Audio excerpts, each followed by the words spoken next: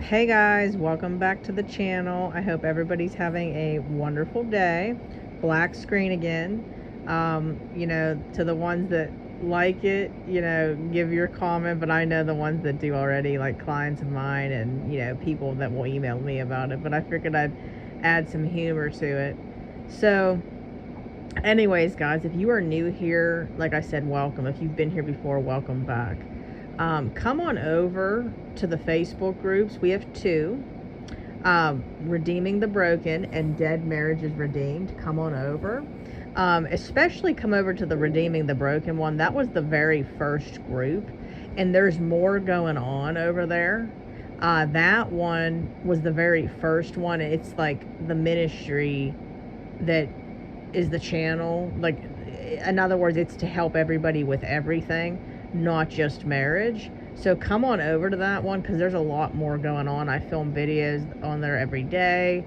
The Dead Marriages Redeemed is only specifically for the marriages, and I'm helping everybody with all kinds of things.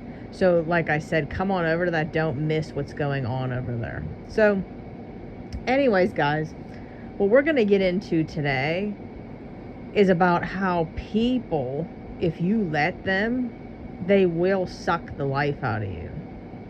So this is going to be in regards to not only, you dealing with a spouse, prodigal spouse, kingdom spouse that like is a boyfriend, girlfriend that you're called to marry, or one that you don't even know who they are that's coming yet, or friends, family, co-workers, all kinds of people in your life.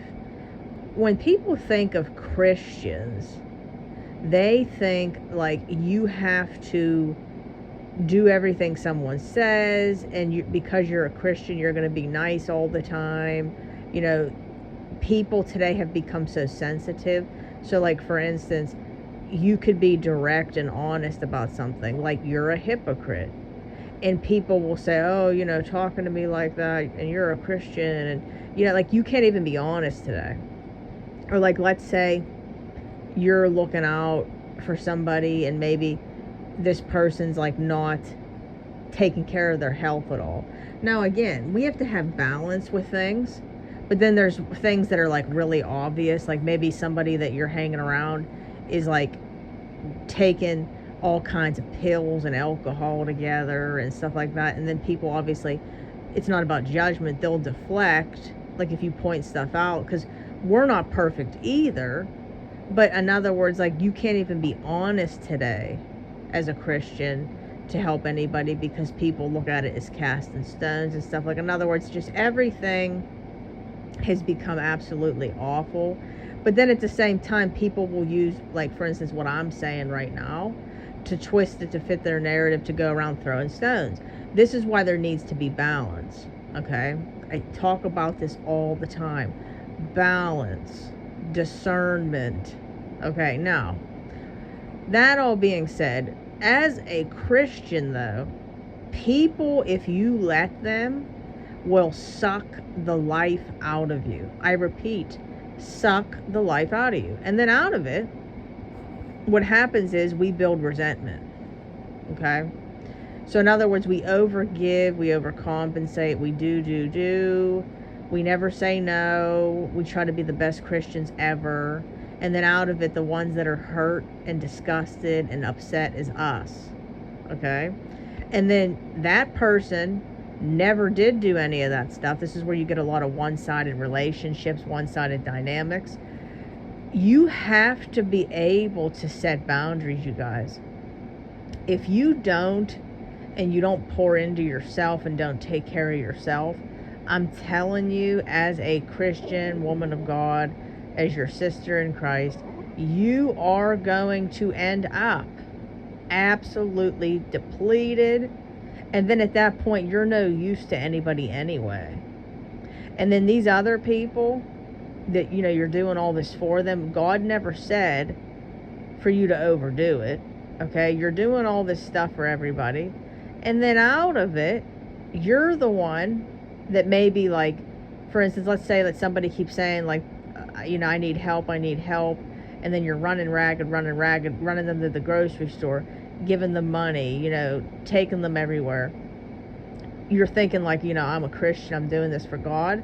But God never said to do all that.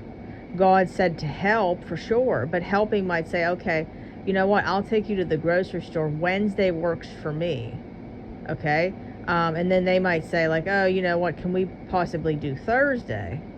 Well, you offered Wednesday to take them to the store. Thursday you might have to work. Now, if you can work it out, yeah, try it. Okay. But what I'm saying is we have to learn, we don't always have to say yes to everything to be a Christian. This was something that took me a long time to heal from. But I hope that this, like, I felt like, I don't know why, I felt like I needed to post this today. There was this one time, guys, I don't know if somebody needs to hear this, that somebody, like, because people they'll suck the life out of you and treat you as a fool because you say you're a Christian. There was this one individual I'll never forget. He just kept telling me that he needed help with this, he needed help with that, he needed help with this, he needed help with that.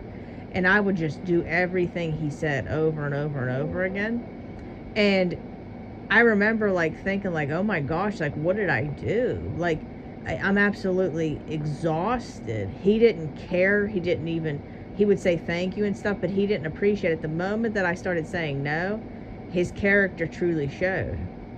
So at the end of the day, you got to do what you can for people, and you're doing it for God, but you also have to have discernment, because see, that's why God says to love your own body. If you're abandoning yourself over and over for other people, at the end of the day, that's not being a Christian, that's being a fool. Because we're supposed to honor our temple. Okay, so like, then what ends up happening is we build up resentment, and then we project that resentment on other people.